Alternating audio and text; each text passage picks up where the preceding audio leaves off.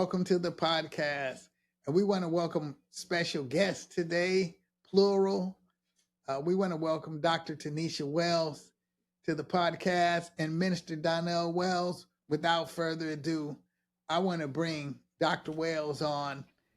Dr. Wells, welcome, welcome, welcome. Thank you so much for having me. I would love to hear from you. Tell us a little bit about yourself and tell the audience who you are. Okay, well, let's start with Tanisha. I go by Tanisha, but if I want to give a big title, I'm Dr. Tanisha Price Wells. Born and raised Tanisha Price. I am a Air Force brat. My dad was 22 years military, born in California, but lived overseas in the South, on the West Coast, which is where I picked up this guy here. We met in, I was in high school. I don't want to age myself, but I met him in church when he was 12 years old. I was 16, so we'll just leave it at that. But he had a crush on me, and so here we are. But I'm a wife of 26 years and a mother of two beautiful girls. I'm the oldest of two daughters, so I kind of emulated everything my parents did. My dad was military. I married a military man. My mom had two daughters. I had two daughters.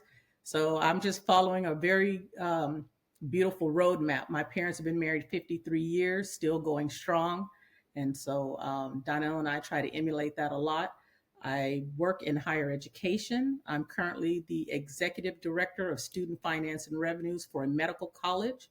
So I'm a very busy lady, and I'm also co-founder of a nonprofit organization called Road to Redemption.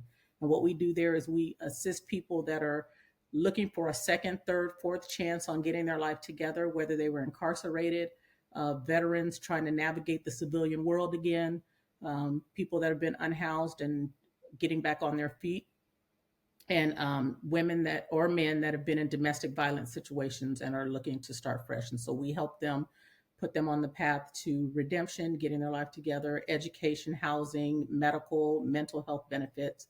So I do a lot of things, but the thing that I'm most proud of is I am a Christian woman. I'm a God-fearing woman, saved, sanctified, and Holy Ghost filled. So if all the things that happen, all the events, all of the circumstances, all of the everything that I've gone through since I've been born, since I have learned to remember things, has all led to these moments. The moment that we're in right now, we're sitting before you, married, and with our life to share, with you. So if any one of those events had changed we might not be here. right. So I'm always thankful for everything that happens in my life, even the good, the bad, and, the not so hot. I won't go to the ugly because, but I'm just thankful. I'm very thankful. You inspire me, Minister Wells. And they say behind every good man is a good woman. And so what I want to find out is what inspired you to go into education, Dr. Wells, and when did you kind of see that coming forth? How did that come about? Sure. I could tell you the exact moment I remember. Donnell and I were celebrating our third anniversary. We had saved up enough money to take a 3-day cruise out of Ensenada, and that was a big deal for us on his military salary. Yeah. And we were on a cruise, and that was the year he won the Navy Achievement Medal for Air Traffic Control Technician of the Year. So he was doing big things in the military. He was making rank really fast, very young. And I was, like you said, the wife behind the man and literally behind. He was leading the way, and I was just, my job. I was working a temp service. And while we were on the cruise, and he was talking with a gentleman who was Navy retired, and he was so impressed with Donnell. He was well-spoken and, all of the big things that he was doing. And then he said, well, what about you, young lady? Like what do you do? And I couldn't answer that. I'm married to him.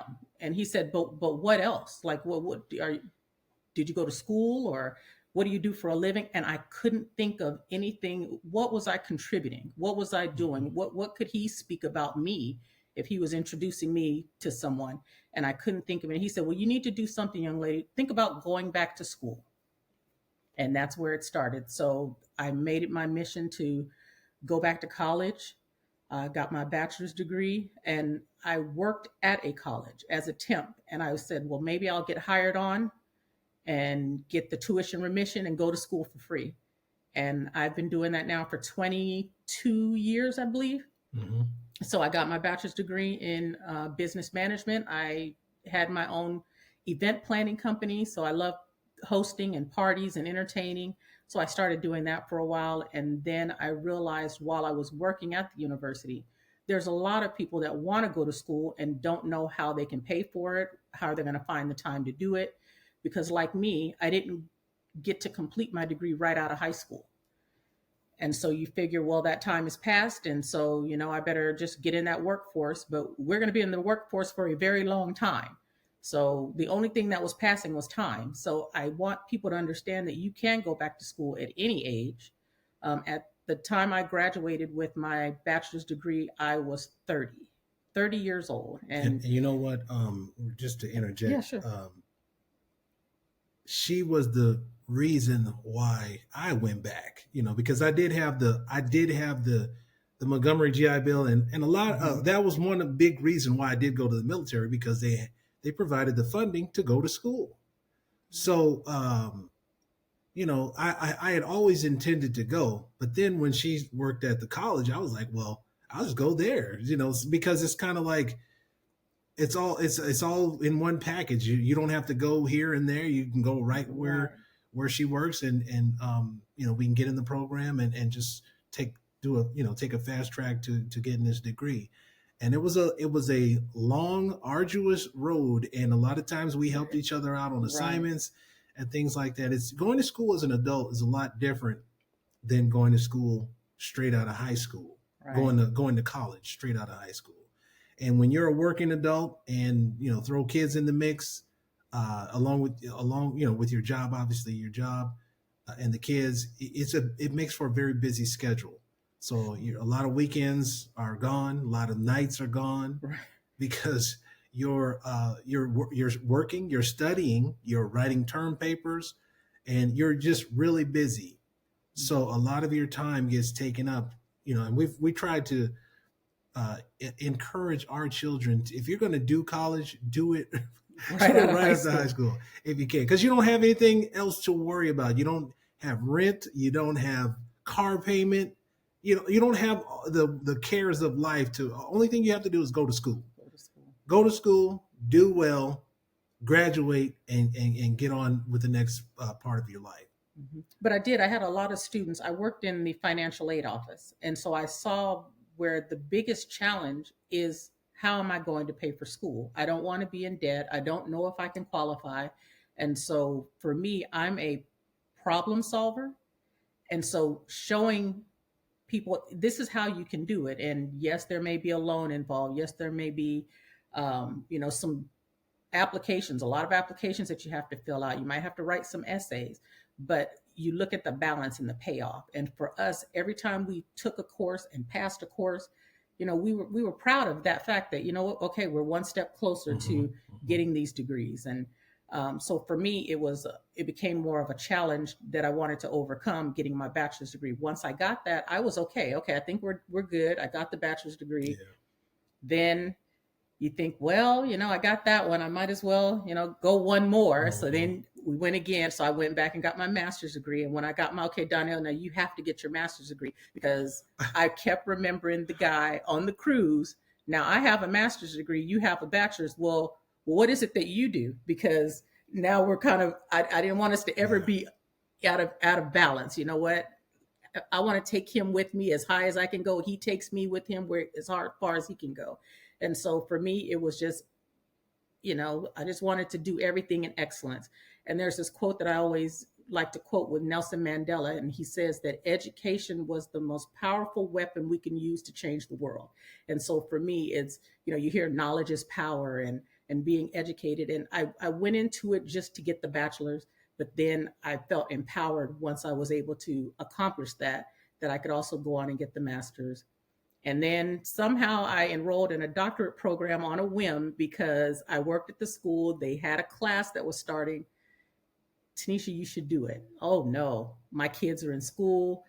Donnell was probably sick of me at that point because I was never home. I was always, hey, can you get dinner started? Just things like that. But he picked up a lot of the slack as far as what were my wifely duties, I guess, at home. But once I got it and did it, is something that no one will ever take away from you. Once that knowledge is there, that knowledge belongs to you. And so that's what I always encourage people. A degree is something, a car depreciates in value, a home has, your interest rates, your mortgage, all that. It appreciates in value sometimes and it depreciates in value. It just depends. But your education will never, ever depreciate in its value. So that's for me why education was just really important for me. And, that road might not be the same for everyone. Some people might not have to go to college and be able to make millions of dollars, be happy and fulfilled. But for me, that was the route that was for me. It was a long road. As Donnell said, it was arduous, but very proud of what we've accomplished there. And I just want as many people that under the sound of my voice that hear it to know that it is never too late to go back to school. Yeah. Just do it. The only thing that's passing us up at this point is the time. So why not? And he did go back and get his master's, by the way. I did. And, it was a trying year. We'll just put it that way. Pandemic. Because I've never written so many. Oh my gosh, the writing, it's just paper after paper after paper, and I mean, you almost become a professional writer when you go to school and a researcher, because you're researching these topics, and not only does school, it teaches you how to learn, right? How to research, how to look for information. So that, I think that's just important as the information that you're gathering to turn in these research papers. And then you realize the amount of things that you don't know, when you're doing all this research. So education is not just about going to school, but it's about learning and applying what you know. That's amazing. And it just took a question for Dr. Wells to get the ball rolling, if you will. Right. It was that one question. What do you do? That was the question. What do you do? And that inspired you. That inspired me. I listen to you and I watch you guys, and I just become inspired. It's an inspiring. It's an all. It's encouraging, and that's why we're here, because we want to be a podcast for the people. Sure. But the podcast has to be with the people. And first, before you can sit on that side and share what you shared, you were like myself among the people, and I'm excited to be here, because here's what I look at now is that I didn't know anything about podcasting, about what to do. And when I shared this, I wanted to come with an idea and with a concept to bring all the people together, because there are young people that watch, there are older people that watch, and we all have the same question. And that question is pretty much, what do we do next? Right. And I was listening, as you were sharing the journey and how it, the challenges of the journey, how it inspired challenge, and how it inspired you guys to come together. Mm-hmm. And you first going in and getting a bachelor's. Yep. And then Minister Wells coming along and he going to school because of what he saw you do. And I was hoping that others would hear your story. Yeah. And hear your journey, if you will. I love the idea of the journey, because most of the time we look at life and we want to get to the end result. Right. We're looking for goals. Right. But a lot of times in the goal setting, we have to understand that there is a process. Right. And what you guys have just shared about the process is crucial to young people, to older people. Right. And like you said, you felt older. Notice I used the word felt, older at 30 going back to school. but really, was that really a problem? Was, you know what I Right. mean? Being 30, like you said, you had a life, Right. and being married and having that responsibility. I take my hat off if I had one on, of course. But I really want you to go ahead and tell a little bit about those type of challenges, Sure. you know, being married and as you felt being a little older, but you did it. Yeah. And that's inspiring to me. Go ahead and tell us a little bit about that. Sure. To Donnell's point, that when you go back to school after, you've moved out of mom and dad's home or whatever, now you have all of the financial obligation. Everything is on you. And so, first and foremost, I never would have gone back to school to pay for it on my own. So, working at the university gave me that opportunity to go to school and not have to pay out of pocket. And for Donnell, he had the GI Bill. Now, my father was 22 years military. When I got out of high school, he had just retired. And so we didn't know how to apply for financial aid. We didn't even know what that meant. My parents just thought, well, you're probably not going to qualify. So, maybe you can go to community college. Well, that only lasted so long because I got a job and, wanted to hang out with my friends. So, a teenager, you're not focused that way. So I just thought it wasn't an option. So when it became an option, well, you can go to school and we will pay for it. Well, then I had no excuse. And I had that fire in me from, wanting to get that done based on that conversation on the cruise. So the one challenge that we had at that point, it was kind of twofold. We wanted to start a family, but then I decided I was going to go back to school. So, well, do we put the family on hold and let you go to school, or could you do them both at the same time? Well, I'll attribute everything that happens in our life is already mapped out and laid out. So God's plan was, if we have a baby, great. If we don't, it wasn't meant to be. Well, it wasn't meant to be because we didn't have the baby. I graduated. Maybe a month after graduation, I found out I was expecting. So, okay, do I go back and get the master's now? Because now the school's calling saying, hey, we have a program for alumni. If you come back now and start a new program, all these different scholarships are available. Well, I don't know. I'm having a baby. I'm going to be a stay-at-home mom. I really don't need the master's degree. And so that was challenge number 2. Challenge number 3, he was working his dream job in the railroad. All of his life, he wanted to be a train driver. Is that what you call it, baby? A train driver. Mm-hmm. So he was a conductor, but he had the opportunity to now be an engineer, which meant he had to go away and work. Well,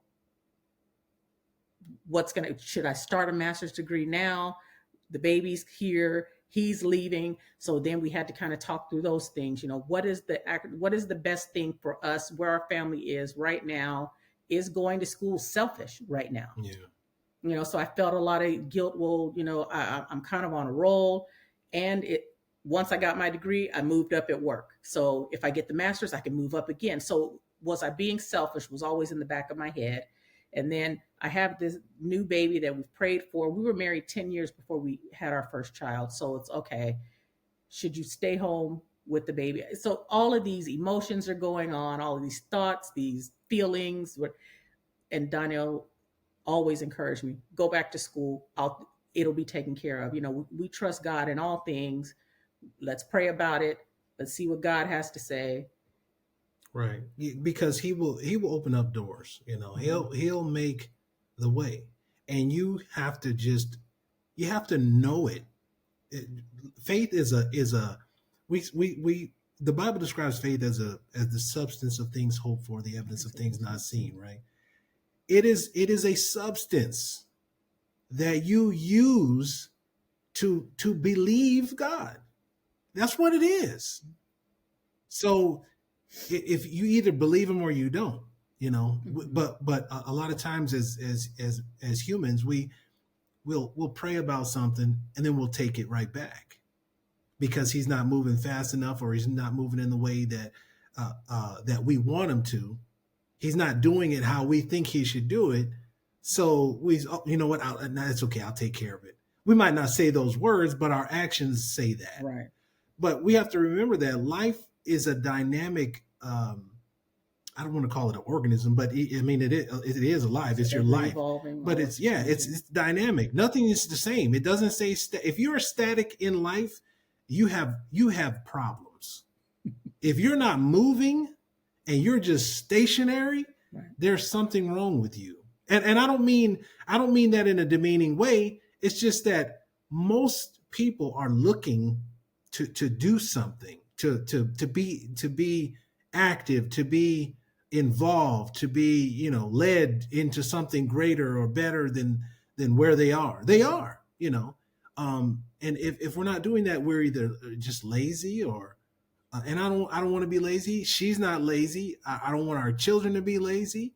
I want to be active. I mean, we have this education for a reason, and that's to use it to the betterment of all, or any and all. We don't get knowledge just to hoard it, So Yeah, it's for a purpose. And so the Yeah. biggest challenge then, after all of the things we had both of our girls, we ended up doing that back to back again, God's plan. Had our girls back to back within 18 months. We had 2 children. I got the degree. Donnell became train engineer. So many things happened. Then the railroad and the housing boom and all of that. We lost our house. He lost his job. We still had these degrees. We still Yeah. had the knowledge. Yeah. You can't lose that. But all of the tangible, all the Yeah. material stuff was gone. I mean, you talk about God stripping you down to nothing, and okay, now Yeah. where are we? And so, okay, where do we go from here? And I ended up getting another job at another school, and Donnell went to work where he is now. He's still in transportation. Our girls are growing up at that point.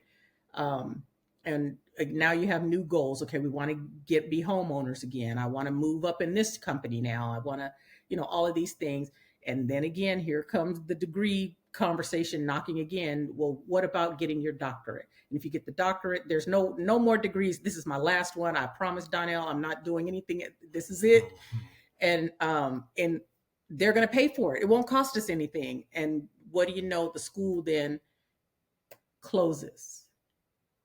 So, okay, what do I need to? So they gave us plenty of notice Lots that of challenges. Yeah. the school is going to close, but we will honor degrees up until this date. So I ended up taking what was supposed to be a 4-year degree program, and I got it done got my doctorate in 2 years because I was determined to get it done before that school closed. So I would say in those 2 years, every single weekend I was in the library. Donnell was a single dad. because she was doubling up on the courses. Right.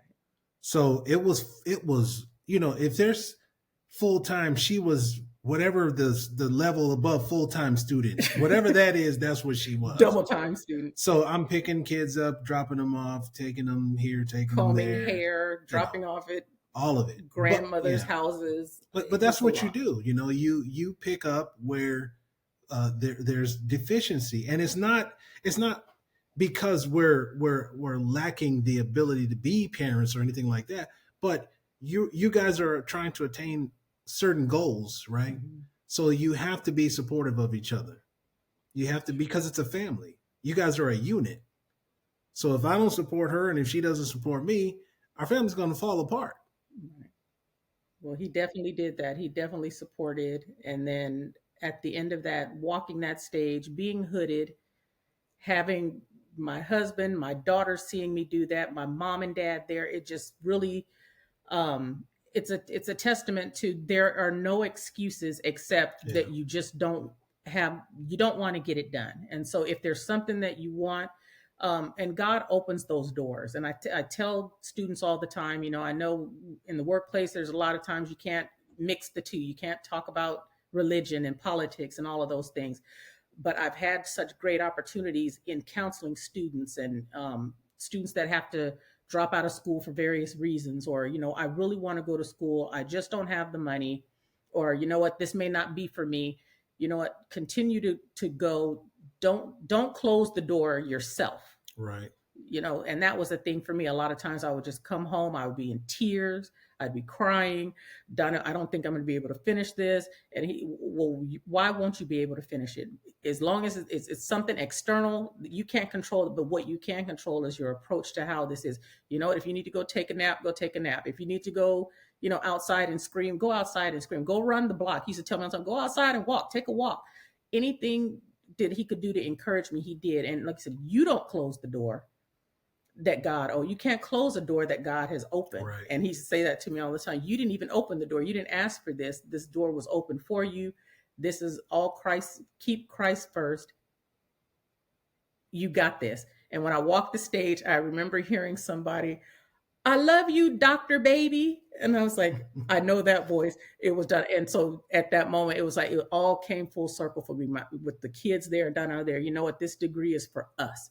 And so now we've got to, do something with this. Even I just have it on the wall, even if it didn't do anything for me. It was just a sense of personal accomplishment as well. Yeah. And for our family and knowing that I did it in spite of all of the darts and the arrows that were thrown, I was still able to get that done. And so couldn't have done it without Donnell, couldn't have done it without my girls, couldn't have done it without my parents. My parents were very crucial in helping us get there. And of course, couldn't have done it if God hadn't opened those doors for me every single time, from the bachelor's to the master's to the doctorate. That's where we are. And that's what I do for students every day. Don't close your own door. We can work something out. Let's figure this out. And so I'm very creative in the financial planning, keeping in mind that I do work for a revenue generating institution. They want to make money, but at the same time, I have a heart for people who I know a degree could change their lives. If what is their personal motivation, I always get into why are you motivated to do this? Mm-hmm. What is the reason you want to get this degree? And that's the thing that's your North Star. Why do I want to get this degree? And then every time they come into my office, well, remember what you said, you're doing this for the following reasons, and just keeping that in mind all the time. And that's for anything that we're doing in our life, I would think, whether it's, going to school or, Donnell with his businesses and, me with my businesses, my kids, even my mom, my dad, my sibling, anything that they're wanting to do. What is your motivation? Why are you motivated? Let's always keep that at the forefront of what you're doing. As long as you keep that at the forefront, then you stay on that path. Don't veer off. Don't get sidetracked. Don't let anyone come in and plant seeds of doubt or discord. I remember once Donnell told me, he said, what are you afraid of? Because fear is something you've picked up. God didn't give you fear. What is he didn't give us the spirit of fear. What scripture is that? Do you know scripture? But that's something I picked up. And once he said it to me, why am I afraid? He said, well, who gave it to you? Because, God didn't give it to you. So that's something you picked up. So whatever fear, you want that. Do you want, well, no, I don't want it. Well, then don't be afraid. He said, it's that simple. Do not be afraid. So I don't know. It's just, Well, that goes back. Oh, yeah. that goes back to the whole faith conversation, right? Again, your faith is because he said it, right? He said it. He did not give us a spirit of fear. Either you believe that or you don't believe that. If you think you have a spirit of fear, then your mind can't be on the things of God, because that's not him. Right. I mean, it's that these are the things that witness to you where you are in your walk with him. If like when you walk out your door and you're like, oh no, I'm going to be scared because I don't know what's going to happen today. Mm-hmm. Or you can be like, Father, before I go out today, I want to acknowledge you, because you told me that if I acknowledge you in everything that I do, that you would direct my path. And that's what I need today. I need direction from you. So I'm acknowledging you right now. Mm-hmm. And I just ask that you direct my path today. Let your will be done in my life today. And then leave your house and go do what you got to do. I get around you. I get excited, man. And I get, I'm inspired, and I listened and I've been inspired, because starting something new, whether it's the doctorate degree, whether it was when you said you had to go in to get the master's, but all of the things, the challenges that come with with accomplishment. Right, right. The challenges that come and the problems that have to be solved. She started off by saying, I'm a problem solver in the very beginning. And as I was listening and as I was going through with the journey with you, I want to make sure that this podcast is inspiring, not just self-fulfilling for myself or our producer, DLS Foray. It's not about the self-fulfillment, but it's about the journey itself, that process that it takes to get to where we need to go. Hearing how you were able to get to your dream job of being a trained engineer and the work that it took after serving in the military. And we want to thank you, of course, Appreciate that. for Your service. for being a part of the military and the protection that we receive, so that we can fulfill and search out these dreams. Right. That we're not waking up to just on what you did in the military. We don't wake up to bombs and explosions, and we take those type of things for granted. Right. But it takes education to be educated, not just in the world, not just in the educational system, but how you guys had to work together. You guys had to come together for all of your dreams to come to fruition, for those dreams and those thoughts to become what it became. Because, like you said, you went through the hard parts. You went through all, the financial crisis, and now working to help others be able to know there is a way through financial crisis while you're looking for that education. These things to me are essential. Right. These things I take pride in sharing. And now I want to do something to help inspire people the way you've inspired me and the way that you've inspired each other. That's wonderful. And the counseling, the education, all of these things that it took to get to where you are now is crucial. We took for our anniversary. When was that? A couple of years ago. The train trip. We took a train trip. That was about 2 years ago. And I would ask her often, hey, do you want to take a train trip to like Chicago or something? Because I'm from Chicago, right? And that's like a 2.5 day trip on a train. And she's like, no, I just want to get on the plane and get there. And I'm like, yeah, but you're flying over all the cool stuff. I said, if you get on the train, you can see everything between here and there, right? And so for our anniversary one year, she booked us a train on the Coast Starlight Amtrak up the coast to San Luis Obispo. It's only like 5 or 6 hours north of LA, but you pass Vandenberg Air Force Base and you can see the SpaceX and the rockets and all that stuff up there. And but I told her, I said the journey, right? We were on a journey going to San Luis Obispo, but in order to get there, we had to travel through a bunch of different towns and cities and country to see, and you could see all. So you're learning as you're going on this journey, right? So that when you get to the final destination, well, what do you do with the stuff that you learned on the way up here? Right. And we got to see parts of California that you're not going to see from the freeway. Right. You weren't going to see it from the air. So we were going through farmland and vineyards, and it was beautiful. And so I had to tell him right then, I said, now I see why you love taking the train, because I never would have seen any of this. We went up the coast and you could see the water for miles and miles and miles, not like being at the beach. It was water in a way that I'd never seen before, the Pacific coastline, and then seeing farmland in California. Who knew? I had no idea. I was born in California, moved all over the world, came back to California, and had never seen a farm. Didn't even know they existed. And so again, everything is a learning opportunity. Right. And so he showed me that. And so I still don't want to take the train to Chicago, but but I That's right. I get go by myself, man. It's cool. I could dig it. I did it before twice, he so I'm did. good. I'm good. He loves the You train, know. and what that also showed me is how much he loves train.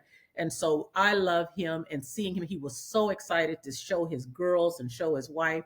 You know, he could have driven the train himself. Let him tell it. He could have, you know, what's the It wouldn't have been conductor? as fun. Well, yeah, it would have. Yeah, It he, would he I mean he picked apart every little thing because he has that inside knowledge. I've been a conductor, I've been an engineer, so I know these roles and what they're doing, and you know, had a respect and appreciation for them, and seeing that through his eyes was eye-opening for me and the girls. And on the way back we got the sleeper car, so I got that experience. have the it, dinner. it was laid down the absolutely, car, it was yeah. a beautiful trip, and so I'm really glad I booked it. Yeah.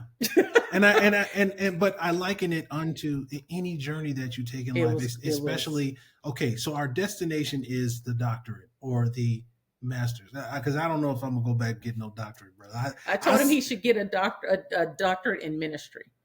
See, I'm and still Brother working on Malone is that. going through that, and you see what he's going through. So, and this is gonna be on the podcast, brother. So, but that it takes some dedication. You really have to be dedicated, though.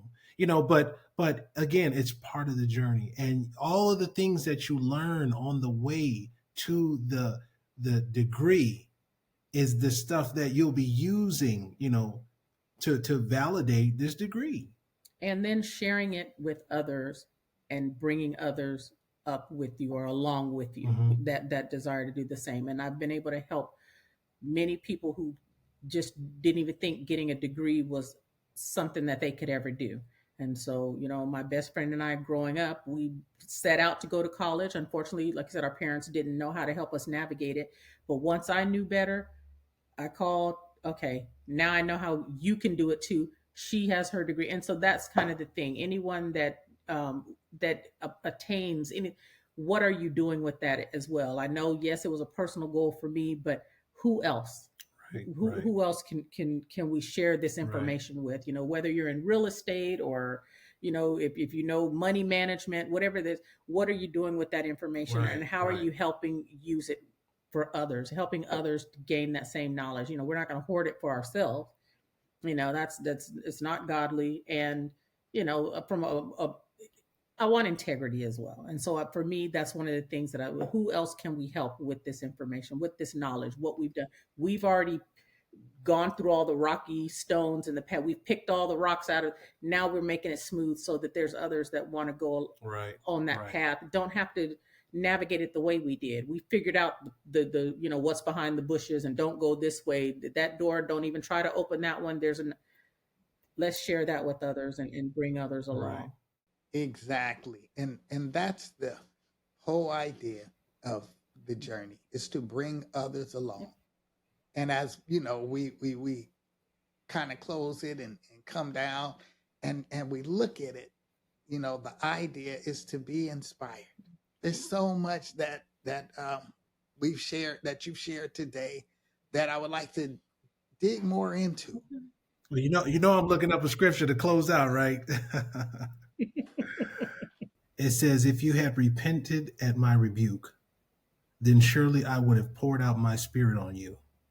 I would have made known my words to you." I'm going to go to Proverbs 20.